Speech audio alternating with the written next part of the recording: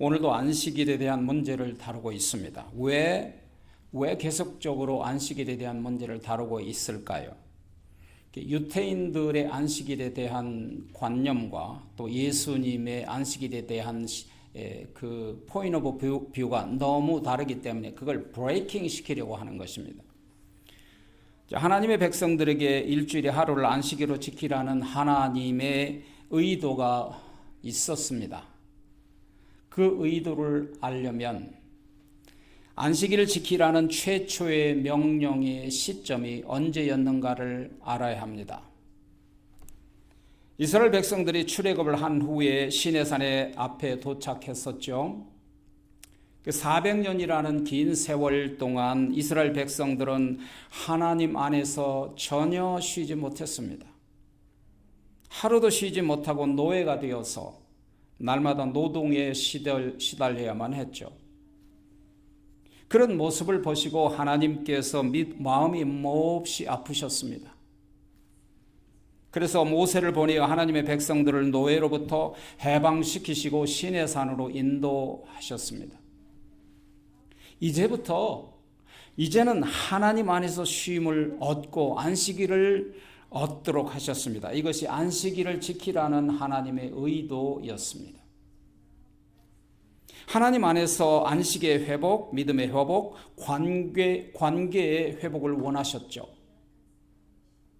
출애굽기 31장 13절에 보면 너는 이스라엘 자손에게 말하여 이르기를 너희는 나의 안식일을 지키라. 이는 나와 너 사이에 대대의 표징이니 나는 너희를 거룩하게 하는 하나님인 줄 알게 하려 함이더라. 자, 여기서 중요한 핵심 단어는 첫째, 나의 안식일을 지키라 그랬습니다. 두 번째로는 안식일은 하나님과 하나님 백성들이 지켜야 할, 대대로 지켜야 할 증거다. 표징이라 그랬습니다. 세 번째로는 안식일은 거룩하게 지켜라.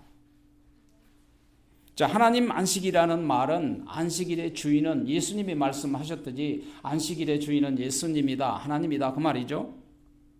그래서 안식일은 하나님 중심입니다. 그래서 하나님을 위해서 드리는 날이에요. 그래서 우리는 주일날 하나님 앞에 나와서 찬양하고 예배하고 기도하고 하나님 앞에 하루를 드리는 것이죠. 안식일은 하나님 백성들에게 안식을 누리도록 정해 주신 날이에요. 참된 안식이란 하나님 안에서 누리는 평안이죠. 이것이 하나님 백성들이 대대로 지켜야 할 표징이다. 오늘 본문 말씀을 통해서 우리는 세 가지의 주제를 함께 나누어 보려고 합니다. 첫 번째 주제는 해야 할 일을 하지 않으면 문제를 해결할 수 없다는 거죠. 하고 싶은 일이 있고 해야 할 일이 있습니다. 우리 보통 좀 10대 아이들은 I wanna do whatever I wanna do 그렇게 얘기를 하잖아요. 내가 하고 싶은 거 하겠다는 거예요. 근데 성경은 그러지 말라는 것입니다. If you don't want to do, you gotta do whatever you gotta do. 네가 그걸 하기 싫다 하더라도 해야 할 일은 반드시 해야 하는 거야. 이것이 하나님의 말씀이에요. 오늘 본문에 보면 하나님과 유대 종교 지도자들 간의 율법과 복음을 이렇게 대조하여 진리를 선포해 주세요. 유태인들에게 있어서 안식일은 의식 행위였고 예수님에게 있어서 안식일은 생명입니다. 완전히 다르잖아요. 여러분, 예배가 의식화가 되고 신앙생활이 형식화가 되면 영적인 타락이 옵니다. 그렇다면 어떻게 해야 할까요? 그것을 가르쳐 주시려고 오늘 예수님께서 한 가지 퍼포먼스를 하신 거예요. 그게 바로 오늘 본문 3장 3절이에요. 예수님께서 손 마른 사람에게 이르되 한가운데 일어서라 라고 명령하세요. 자, 예수님은 손 마른 사람을 모든 사람들이 다 보게끔 바리새인들과 회당에 있는 많은 사람들 앞에 한가운데 이렇게 세우십니다. 그 손 마른 사람을 사람들 앞에 세워서 그의 비참한 모습을 보여주신 거예요. 그래서 사람들의 마음속에 동정심이 일어나게 한 거예요. 그래서 오늘 본문 마가복음 3장 4절에 보면 이렇게 질문하세요. 그들에게 이르시되 안식일에 선을 행하는 것과 악을 행하는 것, 생명을 구하는 것과 죽이는 것 어느 것이 옳으냐 하니 그들이 잠잠하거늘 입이 있어도 말을 못했다 그 말이에요. 유구무원이에요. 이 쉬운 질문에 대한 쉬운 대답을 왜 못할까요? 공격자들은 딜레마에 빠질 수밖에 없었죠. 다시 말하면 쉬운 질문, 쉬운 대답을 할 수 없게 됐다는 거예요. 독일 속담에 날지 못하는 것은 운명이지만 날지 않으려고 하는 것은 실패다, 좌절이다 그랬어요. 잘 생각해 보세요. 날지 못하는 것은 운명이지만 날으려고 하지 않는 것은 좌절이고 실패다. 인간의 기르는 소, 말, 돼지, 개는 날지 못하도록 창조되었습니다. 그러니까 그것이 그들의 운명이에요. 그러나 날개가 있는 새들은 공중을 날도록 만드셨습니다. 그런데 그것이 타고난 운명이에요. 만일에 날을 수 있음에도 불구하고 날지 못하고 평생 땅에서 기어다닌다면 그것이 바로 타락이고 실패요 좌절이 아닐 수 없다 그 말이죠. 인생의 문제도 그렇습니다. 안식일의 문제도 마찬가지의 진리가 적용된다 그 말입니다. 안식일이라고 해서 아무것도 하지 않는다는 자체가 타락이고 실패가 아닐 수 없죠. 안식의 날, 은혜의 날에 하나님 앞에 나오지 않고 어떻게 하나님 안에서 안식을 누릴 수 있겠습니까? 여러분, 오늘 교회 가기 싫어서 집에서 하루 지내면 평안하던가요? 절대 안식이 없습니다. 안식일은 하나님의 백성들에게 주신 하나님의 은혜의 날이에요. 하나님의 백성들이 생명을 주시는 날이에요. 생명. 선을 행하고 생명을 살려야 함에도 불구하고 아무것도 하지 못하도록 법을 만들어 놓고 아무것도 하지 못하게 한다면 그것이 곧 좌절이고 영적인 타락이라 그 말이에요. 율법이 그렇다 그런 뜻이죠. 바리새인들이. 손 마른 사람을 고쳐주는 것은 선을 행하는 일이고 선을 행할 수 있을 때 하지 못하게 하고 나가서 선행하는 사람을 멸시하면 못하게 하면 악을 행하는 것이죠. 불쌍한 병자를 고쳐주고 그 영혼을 구원하는 것은 생명을 구하는 것이지만 이것을 가로막는 것이 바로 간접살인이다 그런 뜻이죠. 예수님은 유대 종교자들과 율법과 예수님의 복음을 대조해 주심으로써 진리를 가르쳐 주시고자 하는 거예요. 오늘 본문에서. 바리새인들에게 있어서 안식일은 의식이지만 예수님에게 있어서 안식일은 생명이라는 거예요. 만일 우리들의 예배가 의식화되고 신앙생활이 형식화되면 그 사람은 타락한 신앙생활을 하고 있는 거예요. 저희들이 왜 대답하지 쉬운 질문에 대답을 하지 못하고 잠잠했을까요? 고정관념, 강팍한 마음의 상태에 있는 사람은 상식적이고 가장 기본적인 걸 생각을 못해요. 여러분 그런 경험을 저는 많이 봤어요. 사람들이. 그들이 대답하지 못한 것은 악행을 시인하는 거예요. 더 이상 선행을 하지 말라고 할 수도 없고요. 선행을 하라고 하면 안식일에 예수님이 병 고치는 일을 정당화시켜주는 이름으로 유구무원 말을 못했다 그런 뜻이죠. 그 사람은 손이 마비되어서 활동력이 없기 때문에 손이 말라 삐뚤어져서 이렇게 손을 쓰지 못한 상태였어요. 초대교회 기록을 찾아보니까 그 사람은 건축할 때 벽에 회칠을 하는 미장이었대요. 미장이. 그 벽에다가 이렇게 칠하는 미장이가 있잖아요. 한마디로 오른손으로서 일을 하면서 생계를 꾸려나가는 사람이었다 그런 뜻이죠. 안식일에 아무것도 하지 않고 집안에 그렇다고 처박혀 있었다면 그는 실패와 좌절의 인생으로 끝나고 말았을 거예요. 아무것도 하지 않는 것이 실패라니까요. 그러나 그 부끄러운 몸을 이끌고 예배를 드리려고 회당으로 나왔다는 거예요. 거기서 예수님을 만나는 거예요. 구원자를 만났어요. 치료자를 만났어요. 오른손에 마비가 와서 쓸 수가 없게 되어서 고통스러운 나날을 지내고 있다가 예수님을 만나자 병을 치유해달라고 아마 호소를 했을 거예요. 그래서 예수님께서 그를 치유해 주셨다 그 말이에요. 예배는 치유의 자리예요. 그래서 그럴 때 그가 현장에 만일에 우리가 그 현장에 있었다면 우리가 그에게 어떤 모습으로 대하겠어요? 할렐루야 감사합니다 축하한다고 잘했다고 잘됐다고 그렇게 얘기해 줄 수 있지 않겠어요? 그런데 말입니다. 강팍하게 되어서 굳어진 심령을 가진 바리새인들과 서기관들은 어떤 반응을 보였나요? 오늘 본문 3장 5절에 보니까 그들의 마음이 완악했다는 거예요.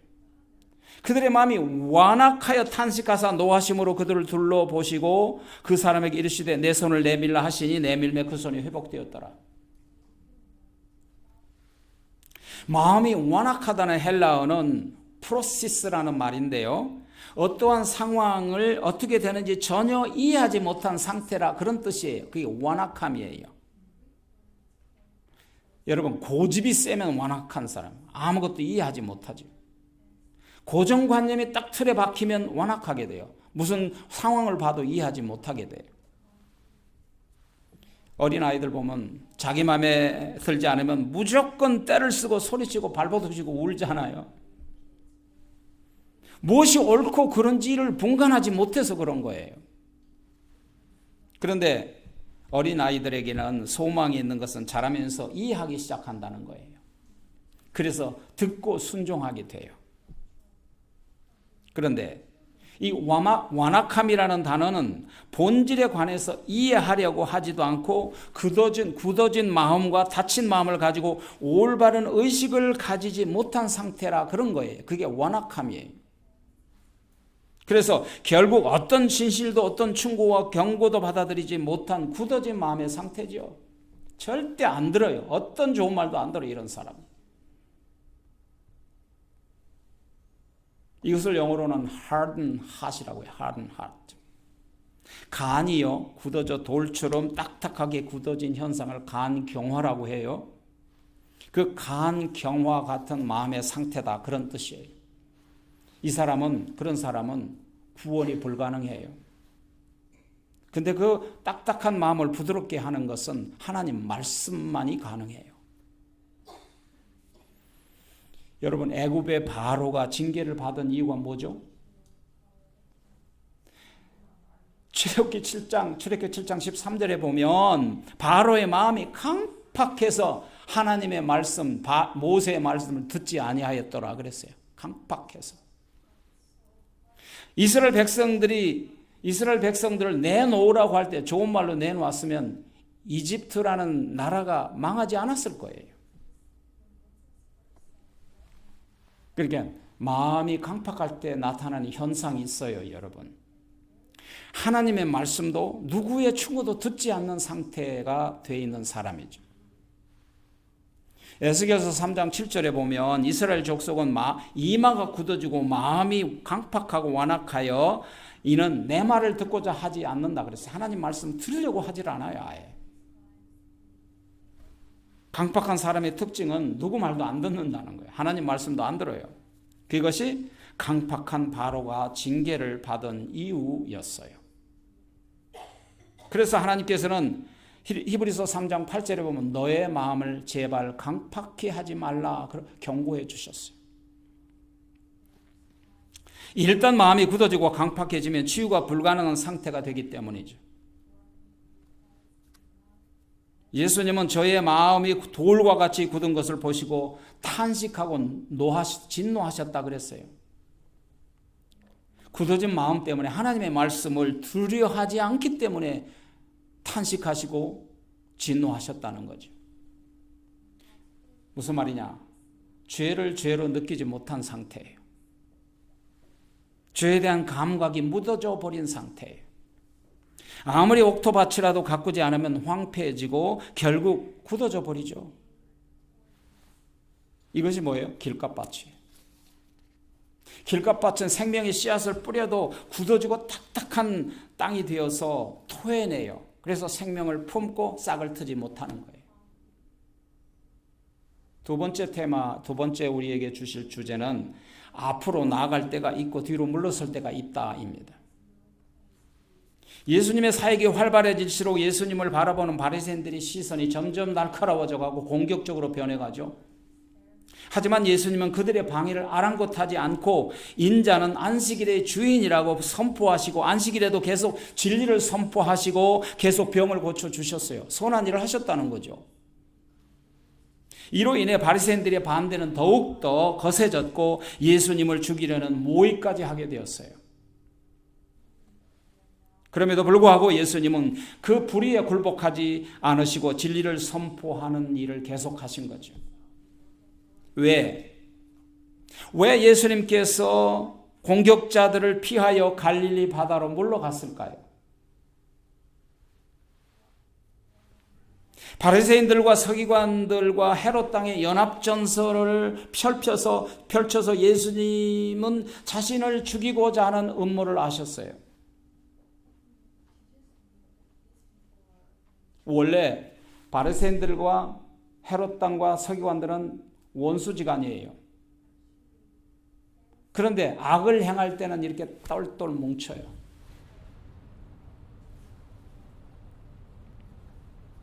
아직 예수님의 때가 오지 않았기 때문에 예수님께서는 갈릴리 바다 어느 한적한 곳으로 물러가셨다는 거죠. 공격을 피하셔서. 예수님은 살인자들을 일단 피하여 갈릴리로 물러간 거예요. 아직 십자가의 때가 아니었기 때문이에요.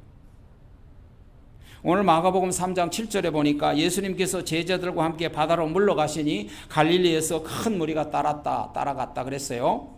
자, 예수님은 일단 후퇴하셔서 갈릴리로 물러가셨어요. 예수님은 전진할 때가 있고 물러설 때가 있고 물러나야 할 때고 앞으로 나가야 할 때를 잘 아셨어요. 여러분, 우리 인생도 마찬가지예요. 물러설 때는 일단 뒤로 물러서고 전진할 때는 전진해야 돼요. 성경에 보면 전도서에 범사의 때가 있다 그랬습니다. 지금 우리 교회는 모두 함께 앞으로 전진할 때예요. 우리가 하려는 일에 누가 뭐라 카더라 라는 말을 듣고 뒤로 물러설 때가 아니에요. 어떤 사람 보면은 누가 뭐라 카더라 그것 때문에 교회 떠난 사람도 있어요. 이게 뭐예요? 어리석음이에요. 아니라 그러면 아닌 거예요. 바리새인들과 서기관들로부터 뭐라 카더라 라는 말을 아무리 들었지만 진리를 가르치고 사람을 살리는 일을 예수님은 계속적으로 하셨다는 거죠. 앞으로 나아가셨다는 거예요. 바로 그것을 우리가 본받아야 돼요. 여러분, 안식일에 선한 일을 행하는 것이 옳으냐, 안식일에 악을 행하는 것이 옳으냐, 안식일에 사람을 살리는 것이 옳으냐, 사람을 죽이는 것이 옳으냐, 어느 것이 옳으냐? 여러분, 그 대답이 어렵습니까?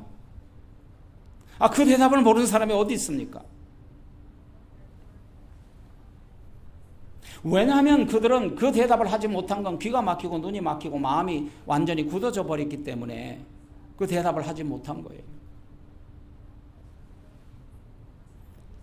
근본적으로 인간이 해야 할 일이 무엇입니까? 악을 행하는 것입니까? 아니면 선을 행하는 일입니까? 병든 사람을 살리는 일입니까? 아니면 병든 사람을 죽으라고 내버려 두는 것입니까? 지옥에 가는 사람 잘 가라고 내버려 두는 것입니까? 지옥에 가려고 하는 사람들을 이끌어서 전도하고 교회 앞으로 이끌어 와야 됩니까? 이 간단한 대답을 모르는 사람이 우리에게 어디 있습니까? 인간에게 궁극적으로 유익을 제공하고 생명을 보존하게 하는 일이 최상의 선이 아니겠어요?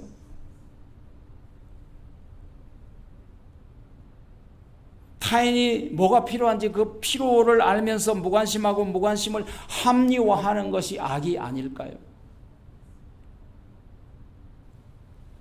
죽어가는 사람을 돕는 행동을 하지 않는 것은 오히려 생명을 죽이는 것과 마찬가지로 악하다고 성경에서 말하고 있는 거예요. 그래서 우리가 전도하는 거예요. 죽어가는 사람들을 생명을 살리려고. 어려움에 처한 사람을 보고도 돕지 않는 것은 선행을 거부하는 일이고, 그리고 살인과 악행을 간접 조장하는 일이라고 야고보서 4장 10절에서 말씀하시잖아요. 너희가 선을 알고도 행하지 않으면 죄인이라 그랬잖아요. 악이라 그랬잖아요. 하나님의 뜻은 영혼을 살리는 것이고 생명을 구하는 일입니다. 그 뜻을 이루시려고 인간이 되셔서 하나님이 아들을 이 땅에 보내신 것입니다.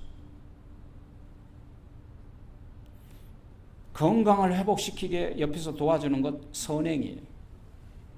교회는 선을 행하고 생명을 살리는 일을 해야 합니다. 해야 할 일을 하지 않으면 그 자체가 실패라 그런 뜻입니다. 마지막 세 번째 우리에게 주신 교훈은 예수님은 손을 내밀어 간구할 때 우리의 회복하게 해주신다는 거죠. 예수님은 전혀 저희 마음의 완악함을 근심하셨다라고 하셨죠. 왜냐하면 간이 굳어지면 간경화로 간이 마비되어 죽게 되죠. 마음도 굳어지면 강팍한 마음이라고 하는 거예요. 이것은 영적인 죽음이에요. 굳어지면 제 역할을 못하는 거죠. 양심이 굳어지면 양심의 가책을 느끼지 못해요. 그래서 우리가 교회 다니지 않고 안식일을 지키지 않고 나 홀로 살아가면 점점점 내가 알지 못한 사이에 굳어져 가는 거예요. 우리가 영적으로 죽어가는 거예요. 그런 그들의 마음을 보시고 예수님께서 근심하셨다 그랬어요. 상대방의 입장에 서서 비록 그들이 예수님을 죽이려고 하는 악행자일지라도 염려하는 마음으로 그들에게 측은지심을 보이신 거예요, 예수님이. 예수님의 일생에 노하셨다는 표현은 매우 드물어요.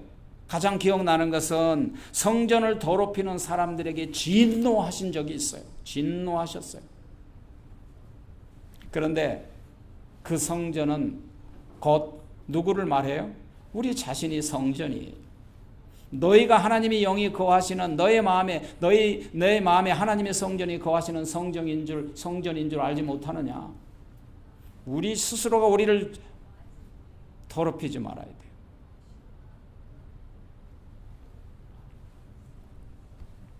그래서 예수님의 진노는 의분이라고 하는 거예요. 종교 지도자들이 그릇된 마음, 완악한 마음, 외식적으로 가득 찬 마음을 보시고 예수님이 의분이 일어나셨다 그 말이에요. 그런데 손마른 사람은 달랐어요.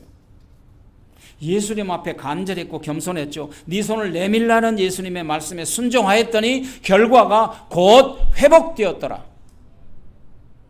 이게 간단한 진리예요. 우리에게 문제가 있을 때 우리가 가장 먼저 해야 할 일이 뭐냐는 걸 가르쳐 주는 거예요. 그게 뭡니까? 치유자이신 예수님, 문제 해결자신 예수님을 향하여 손을 내밀라는 거예요. Help me! 도와달라고 하는 거예요. 두 손을 들어야 되는 거예요. 순종하라는 말이에요. 구원을 요청하라는 거예요. 기도하라는 뜻이에요. 새생명교회는 문제 해결자이신 예수님께 나아가는 거예요. 문제 해결자는 예수님 뿐이세요.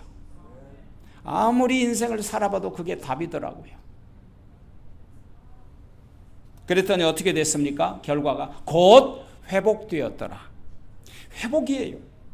회복이라는 동사는 아포카티스타노라는 말인데 이 말은 가장 좋은 원래 상태로 되돌아갔다는 거예요. 이걸 영어로 restoration. 돌같이 딱딱하게 굳어져서 회복할 수 없는 강팍한 마음을 다시 부드러운 마음으로 회복될 수 있다면 얼마나 행복하고 다행스럽고 복된 일입니까? 그 길은 오직 말씀밖에 없다는 거예요. 예수님의 일을 가로막는 바리새인들과 서기관들에게 진노하신 거죠. 예수님은 안식일에 선을 행하셨죠. 병자들에게 명령하셨고 병자는 다시 순종함으로써 완전한 회복에 이룰 수 있었죠. 무엇으로 치유하셨어요? 말씀으로 치유하셨어요. 솔라 스크립tura. 이 능력의 말씀으로 천지를 창조하셨어요. Let thy be light. 빛이 있으라 하였더니 빛이 있었다.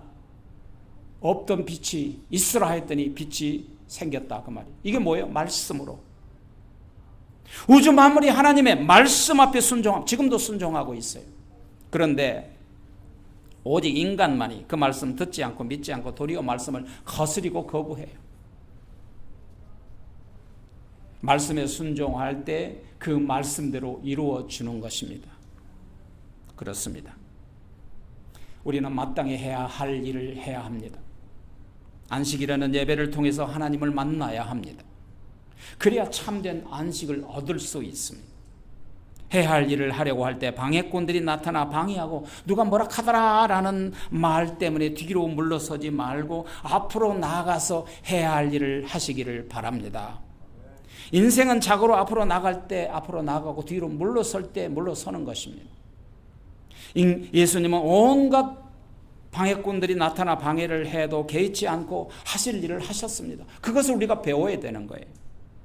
문제가 있을 때마다 우리는 주님께 손을 내밀어야 합니다. 문제 해결자신 주님께 문제를 맡겨드릴 때 반드시 그분이 해결해 주실 것입니다. 그리할 때 문제를 해결받고 묶인 문제가 풀리고 안 되는 것이 되고 회복의 축복을 받게 될 줄 믿습니다.